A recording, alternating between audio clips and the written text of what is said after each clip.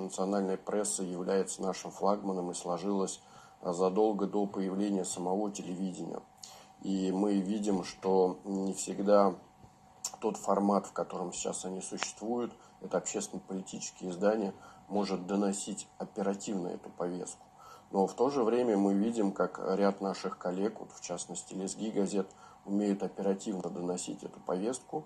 Они развивают свое сетевое издание, помимо печатной прессы, настолько хорошо вовлекают аудиторию, что по своей популярности они сейчас входят в десятку крупнейших средств массовой информации Республики Дагестан.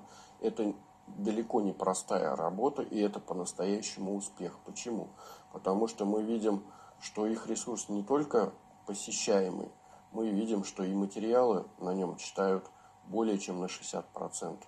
То есть это говорит о качественности контента. И хотел бы